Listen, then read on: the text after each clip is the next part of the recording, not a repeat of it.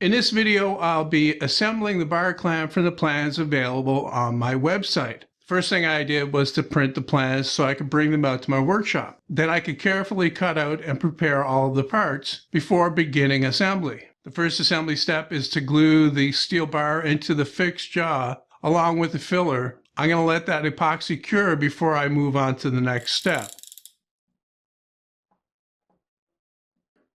Next, I'm going to put the pins in. Now, there are a couple of different ways you can do this. The first is to use smooth 1/4-inch pins and just drill the hole to the right size and glue them in with epoxy. The second way, and that's the way that I'm going to be doing here, is to drill the hole slightly undersized so I can tap it for 1/4-inch threaded rod.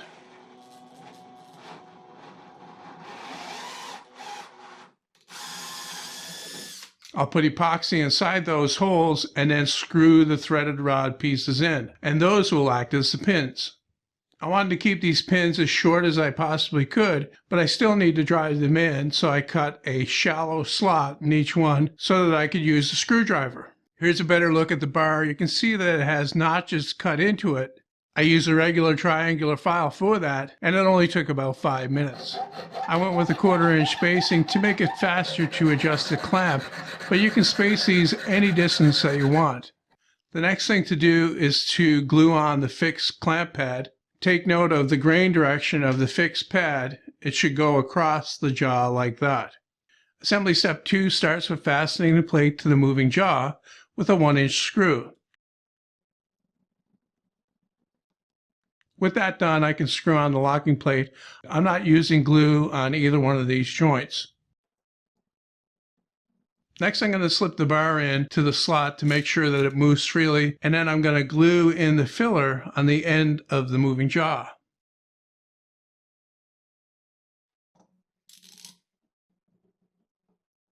While I'm waiting for the glue to dry on the filler piece, I can get started on assembly step number 3. And that's to thread the lead screw into the moving jaw, and then I can glue the handle on with epoxy. Earlier I cut a shallow notch in the lead screw, and that will key the threaded rod to the handle after it's glued in. That'll be a place for the epoxy to settle, so you want to make sure that that notch is down when you set it aside to dry. Next, I'm going to slip the retainer on, and then I'm going to glue that nut onto the end of the lead screw with epoxy. And then I'm going to set the whole thing aside to dry. Next step is to put the 1/4-inch washer inside the counter bore in the clamp pad. I'm going to get a little bit of grease on the nut for lubrication, and then I can glue the clamp pad onto the retainer. You'll want to check here to make sure that the clamp pad is free to move after it's clamped up.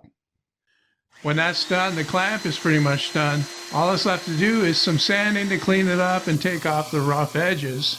It can be finished any way you want, but I'm going to leave mine plain.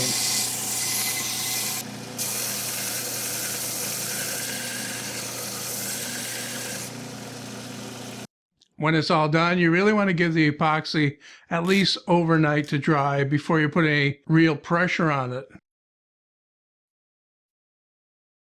This part is optional, but it's recommended that you drill a small hole in the end of the bar, and then I'm just going to use a small bolt and nut to put in there, and that will keep the moving jaw from sliding right off of the bar.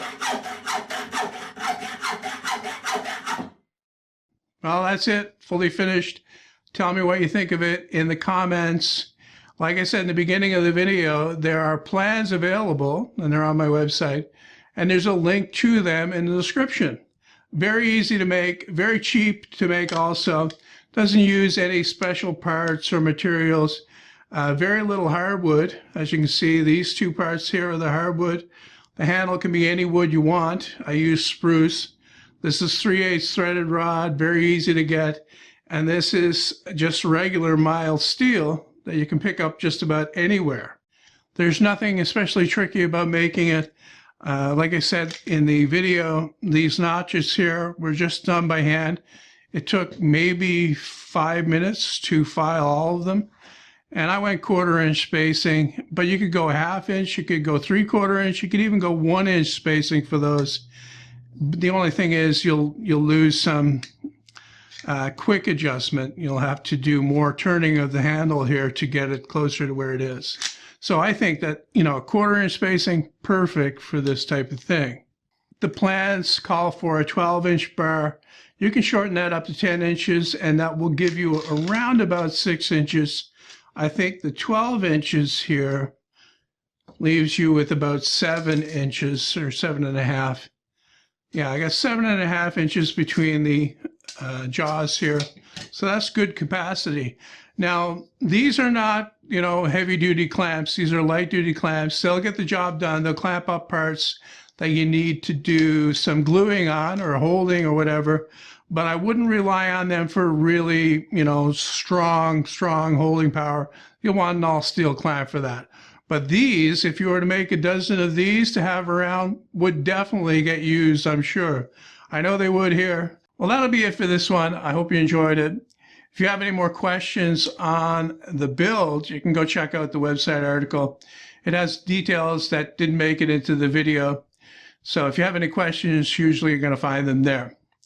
Anyway, thanks for watching, and we'll see you next time.